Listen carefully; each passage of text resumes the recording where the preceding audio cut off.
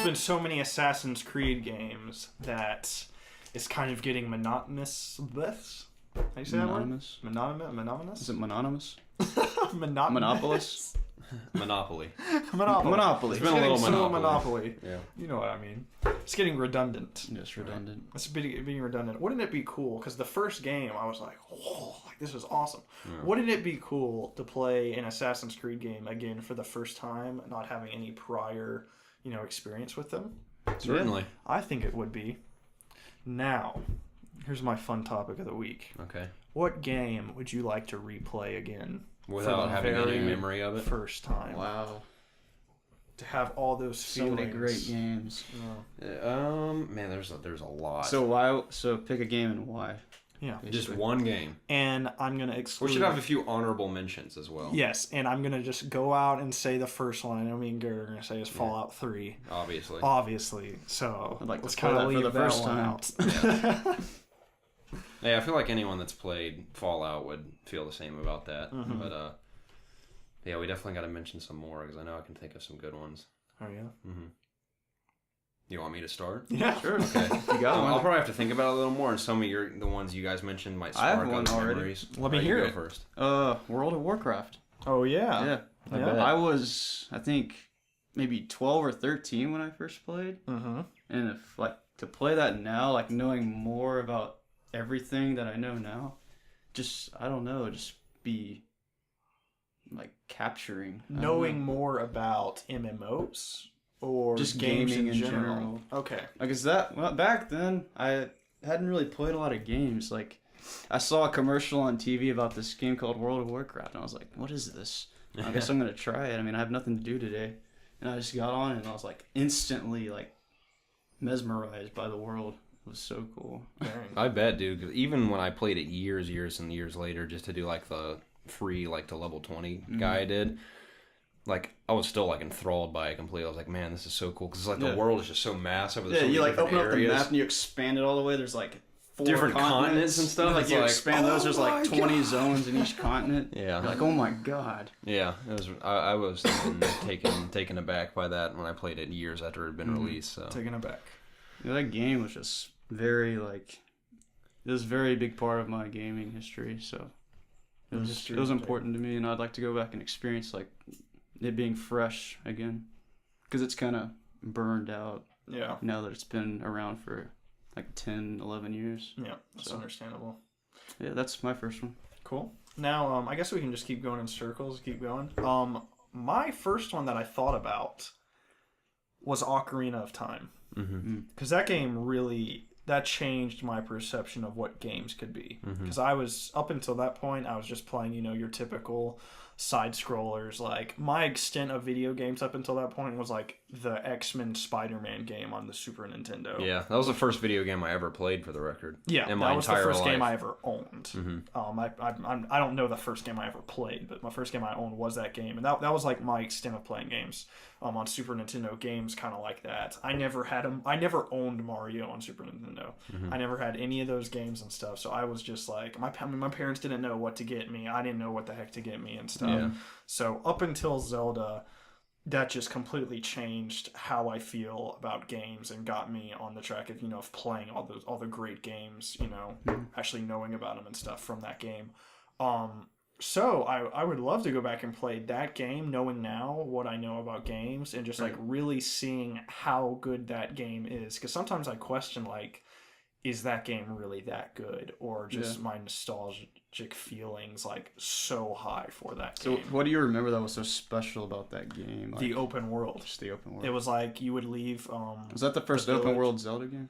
Yeah. Oh no, not really. A Link to the Past on Super Nintendo. I mean, they all have giant hub worlds, but it was in my first time of where you leave the forest as a kid and you get to Hyrule Field for the first time, and I was just what do I do?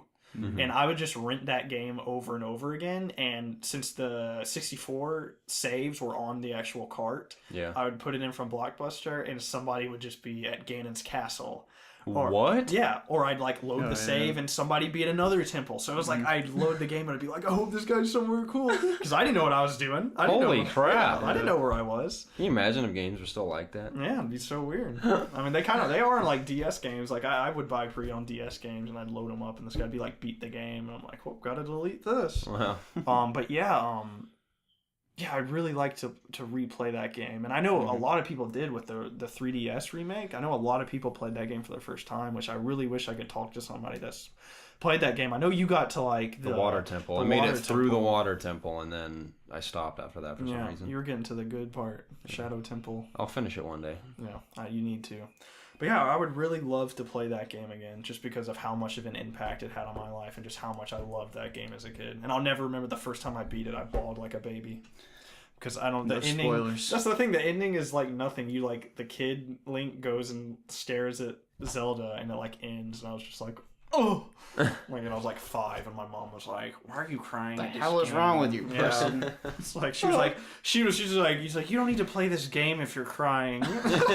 This shouldn't make you sad, son. Yeah, I have another one, but let me hear from you. It's like my mind's just swimming. Tic-tac-toe. Yeah. The game changed I my can play life. tic-tac-toe for the Game first time. changed my life. The first time I drew a circle changed me forever. I would say a couple twos. Spider-Man 2 on PS2. Oh yeah. Because that was in a time where I didn't ever see anything for a game before it came out. I didn't watch videos or anything because I don't think I didn't know you could watch internet videos of games coming out, or I just chose. I'm pretty sure I just had no clue you could do that. So when Spider-Man 2 came out, I was like, oh my gosh, Spider-Man. And I obviously played the first one for the first movie, and then I was like completely mind blown at like playing Spider-Man 2 for the first time. Like I wouldn't shut up about it for like weeks. Like I talked to it so much. This kid that used to live across the street from me, I talked to him so much about it. He straight up, even when we were little kids, he's like, "Dude, I don't give a crap about anything you have to say." He's like, "You just won't shut up about this game." But yeah, I remember playing that for the first time, and that was awesome. So do you think replaying it now with like your love of Spider-Man, you would still appreciate that game? That's what I was going to ask you this question. Are we talking about re-experiencing it like as in like today, like if we had never played it and we played the original version now for the first time, or like had the same feeling like back then playing it for the first time? He's talking about the That's feeling. I think that's where I was kind of thinking about like old games, like if the feelings that they gave you as a kid, because if like you played what's the game back then that did not age very, I don't know, I guess if you played the first Resident Evil on PS1 back then and you were like, this is insane, then if you play it now you're just like, wow, that's really outdated. Yeah. So does that make sense? Like different feelings just from different generations based on games you've played. Just focus more on like the feeling that it gave you. I guess I guess we'll get into that. The feeling, just that, I don't know. Does that make sense though? Yeah. It does, yeah. Because I think Okay. I think one of the first open world games I ever played was Spider-Man 2. Okay. Because I didn't even know that was a thing when I played that game. I was like, holy crap, I can go anywhere. I can go in the alleyways. I can go on the street. I can swing through the entire city. I was like, man, what is this? Yeah. I thought that was so awesome. It's mostly open world games, those feelings that I think of. Like, first time I played Oblivion, when you escape, that was the first like open world RPG I ever played. And no, actually, that's a lie. I played a couple more before that. You liar. I played 2 Worlds before that, and it was awful. Oh wow. And then I played Oblivion, but I remember the feeling of walking out of that prison and then just like seeing there's like that lake in front of you, and you can like, I'm like, where do I go? And I remember the first time like, discovering like the Imperial City and like being able to go into the arena and fight as like a gladiator and stuff. I thought that was so cool, and like all the different guilds you can join and stuff. There's like all these different quest lines. I was just like mind blown by all of it.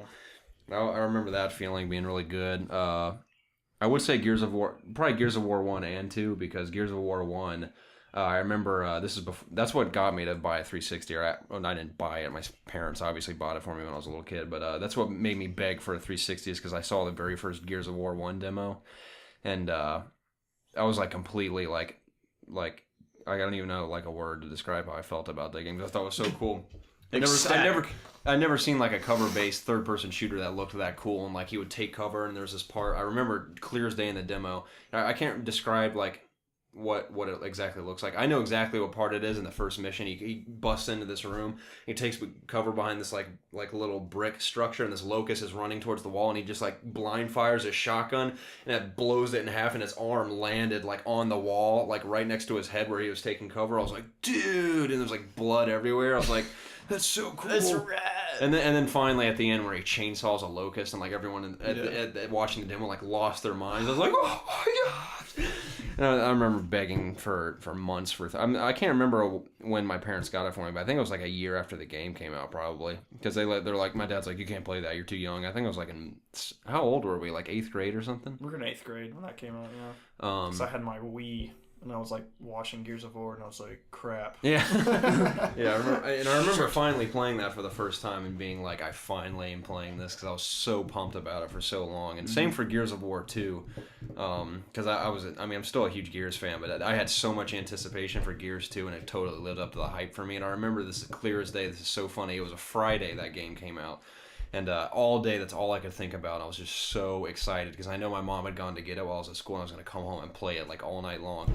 And I was sitting in my math class, and like it's like every little thing that made me think of people that weren't going to be playing it like I was. I just felt bad for them, even if they weren't gamers. Like I'm not even kidding. I walked into my math class. You know, we have like the football picture of like the football players that has like the game schedule. Yeah. Well, I'm walking by and they had like an away game like an hour away from where we live on that night, and I was like, it sucks for them. I'm gonna be playing Gears of War. I remember thinking that, and I'm trying to think of the point I was trying to make.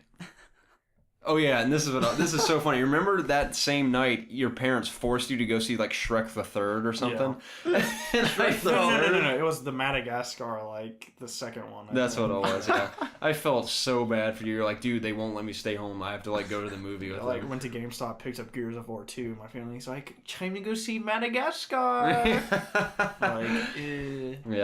but I remember loving playing that for the first time too. I was just like, man, this is such a good feeling. Yeah, but I'm sure I'll think of more. It's all these like these new ideas that were introduced to us. Like mine was Zelda, yours with an open world games, and like those cover based shooters that they're just like, we've played so many now. I think it's just like it might just be that genre. We just want to reimagine just like playing a game of that genre again. I have a really good one. What? My very first video game that I ever played, Pokemon Red and Blue. Oh yeah, that was your first game. This is my first video game ever. On my Game Boy Color. So you just want the feeling of playing a video game for the first time again? Yeah, and that game was so awesome. Did you guys play through that game? Yeah, of course. Yeah. Like, that game was like, it was not just for me, like for so many people it was like a huge, like it was like the start of like handheld gaming basically. Mm-hmm. Like Pokemon, like there's so many different Pokemon games on now. the Tetris device. Yeah. But yeah, that's the only game I had on my Game Boy until I loved getting I got all the Pokemon in Red and Blue. All of them. Like I collected all of them. You're a true master. Yeah. I had like the link cables and everything. Like I had 2 different Game Boys so I could trade in between them. Holy crap. Yeah. I was a hardcore fan. Man. I played like hardcore all the way till Gold and Silver. Dang. So yeah. I was more into Gold and Silver than Red and Blue. Yeah, they were great games. And so was Ruby and Sapphire. I played those too. Yeah. That was kind of when I stopped playing. It was after those. Probably the most recent game I want to relive is The Last of Us. Oh yeah. That game for the first time just like blew my mind. Like the first 20 minutes when like I don't know if I should get spoiled. It was a Friday. It was a very emotional game. Yeah, just like, the emotion. Just so good. I haven't played that game. I haven't played a game that made me just be like, holy crap, like ever. It was just like still up to this point I haven't played a game since then that made me like as emotionally like it kind of like captured your feelings like a TV show does or something. Yeah, I mean it was just like a really good story. Like most of these games we mentioned aren't like great stories; they're just classics. Really. Yeah. As far as that's the thing is like The Last of Us is a blast to play in terms of like its stealth, gunplay, like especially on the harder difficulties when it comes to like resource management and stuff like that. Like it's super fun to play. But on top of that, it's just like you're playing for a reason. Like you have Ellie there with you, and you're playing because you really want her to get there. And towards the end, when things just go crazy, like the goal that you're fighting towards, it's like. When you see the cutscene at the end, when something happens and you have control over Joel again, you're like, I don't know, you're like not even thinking about the game. You're not thinking like I have to go sneak around this corner. You're like I have to go do this. Like you're not even thinking about the gameplay mechanics. It's almost Like I have to save Ellie. Yeah. You have to spoil stuff. That's not a spoiler. Yeah, it is. Spoiler. If you have to save Ellie, no one knows who you're saving her from or I know, why I you're was saving like her. tiptoeing around that, and you just say it. I think if a game's been out for over a year, get over it. People know what I'm talking about. If you guys haven't played that game, then you need to play whatever. it. Like, Save Ellie. Come on. But yeah, you're just like, I have to go do that. Like, you're not thinking about how you're going to do it. You're like, I just have to do it. So it's like, it's really weird in a game when you're like not even really thinking tactically about the game. You're just thinking about the goal. So, yeah, that feeling, I have not had that feeling since The Last of Us. So I would absolutely love to play that game again. For sure. For the first time. Yeah, man. So, and I like showing that game to people that have not even played games. That's how much that game is just unlike anything else that's on the market right now. Mm-hmm. So, which makes me excited. Hopefully, Uncharted 4 can make me relive some of those feelings. I think it will. I have a good feeling about it. Speaking of, did you hear? I know this is kind of like a sidetrack. Did you hear that they're using the bone structures in Uncharted? Their faces are they're up to like 300 to 500 bones in a face as compared to like 100 in The Last of Us. Mm-hmm. That's pretty crazy. Yeah, it's They amazing. look nice. Yeah, it'll look okay. Yeah. We'll send Naughty Dog an email like your game looks okay. Yeah. I just wanted you Good guys to job, know that your guys. game looks okay. Don't get too excited about yourself. You get the thumbs up of okay from its obvious game. Yeah. It'll be on the cover of their Game of the Year. Obvious edition. gaming approved. Okay.